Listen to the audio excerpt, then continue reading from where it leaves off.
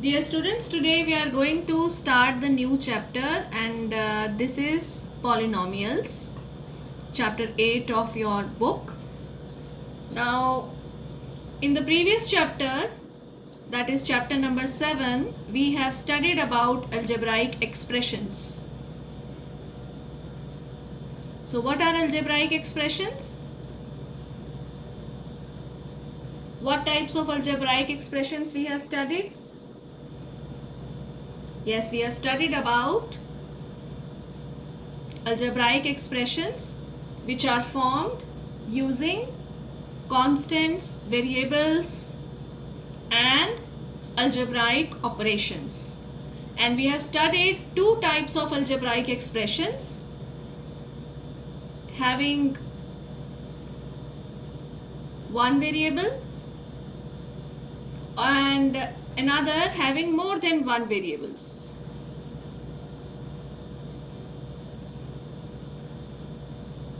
So can you give some examples? Having one variable? Yes, x square minus 5x plus 6. It is an algebraic expression having the variable x. Another, x square plus 3 into x raised to power minus 1 plus 6. This is also an algebraic expression in one variable. Let us write some examples in which we have algebraic expressions having more than one variable. For example, x square plus 5xy minus y square plus 6y. So here you have two variables, x and y. Now we are going to study about polynomials. So what are polynomials? So polynomials are special algebraic expressions. They are also algebraic expressions, but there is some condition which is there in polynomials. So special algebraic expressions. So let us understand about it. So polynomials are algebraic expressions. Write this in your notebook. Polynomials are algebraic expressions in which the exponents of the variable are, this is important, non-negative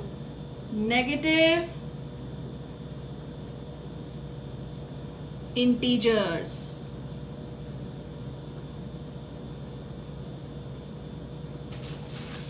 Non-negative integers. Algebraic expressions in which the exponents of the variable are non-negative integers are called polynomials. Now I will explain this by the help of an example. First of all, I am going back here in the examples of algebraic expressions. Let us take first one, x square minus 5x plus 6. Observe the exponent. Here it is 2 in the first term, 1 in the second term, and here this is the constant term. So we observe that the exponents in x square minus 5x plus 6 of the variable is non-negative and integers. So this is a polynomial. Now take up the second one, x square plus 3 into x raised to power minus 1 plus 6. Yes, observe it closely. Is it a polynomial? What is the exponent in x square? It is 2. 2 is an integer. It's a positive integer. Fine. Now 3 into x raised to power minus 1. Minus 1 is an integer, but it is negative integer. So the second example is not a polynomial. Now see this x square plus 5xy minus y square plus 6y. Here also in this algebraic expression, we observe that the exponents of the variables, they are non-negative and they are integers. So this is also a polynomial, but this is a polynomial in two variables. Now in class 8, we will be studying only polynomials in one variable. So in your syllabus, we will be studying polynomials in one variable only. So what is the condition which you have applied in the algebraic expression? Yes, try to recall. Yes, the algebraic expressions in which the exponent is non-negative integer, they are called polynomials. Now we are learning further terms in a polynomial. Let us understand this, terms in a polynomial. So in the algebraic expression, you have studied that if there is one term, so you call it as a monomial. If there are two terms, you call it as a binomial. If there are three terms in the algebraic expression, you call it as a trinomial. Here also we follow the same. If there is a one term in the polynomial, we call it as a monomial. If there are two terms, we call it as a binomial. But remember, the two terms has to be unlike. Fine. And if there are three terms, unlike terms, we call it as trinomial. So for example, let us take 7y square minus 3y plus 5y. Okay, you tell me, is it a monomial, is it a binomial or a trinomial? It seems that there are three terms, but if you observe minus 3y plus 5y, these are like terms. So when there are like terms, first we will simplify it. So this is equal to 7y square. What is minus 3y plus 5y? It is 2y. Now there are only two unlike terms. So if there are two unlike terms, that means it is a binomial. It is an example of a binomial. So a polynomial having one term is monomial. A polynomial having two unlike terms is a binomial. And a polynomial having three unlike terms is a trinomial. Okay, let us move on. And there is a term called constant polynomial. So what is a constant polynomial? So what is a constant polynomial? So constant polynomial is a polynomial which contains only one constant term. A polynomial which contains, please write it down in your notebook, a polynomial which contains only one constant term is called a constant polynomial. Can you give some example? Yes, you can say minus 7, you can say 10.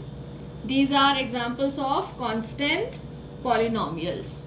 So let us now understand about the standard form of a polynomial. Standard form of a polynomial. So how do we write a polynomial in the standard form? So basically the rule is, please note down the rule. The rule is when the terms of the polynomial,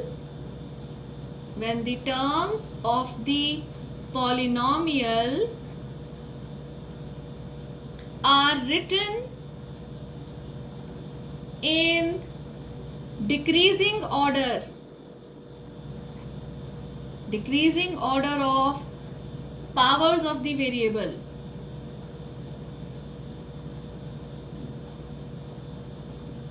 Then it is called a polynomial in a standard form. Then we get a polynomial in the standard form. So let us take some example. For example, we have a polynomial x raised to power 7 minus 6x raised to power 8 plus 7x raised to power 5 minus 4x raised to power 3 plus 7. So here you see, if we arrange this polynomial in the decreasing order of powers, so what is the highest power here? It is 8. So in standard form we will write it as minus 6x raised to the power 8, after that plus x raised to power 7 plus 7x raised to power 5 minus 4x cube plus 7. So you see how we have expressed this polynomial in the standard form. Let us take another example. So the question is, express x raised to power 4 minus 3x raised to power 5 plus 7x square minus 4 in the standard form. How we will do this? So in the standard form it will be equal to, what is the highest power of x? That is 5. So first we will write the term minus 3x raised to the power 5, then plus x raised to the power 4 plus 7x square minus 4. This is how we write the given polynomial in the standard form. I hope this topic is clear to you. Practice up to this, and then in the next video we will learn about degree of a polynomial and how we classify the polynomials on the basis of degree.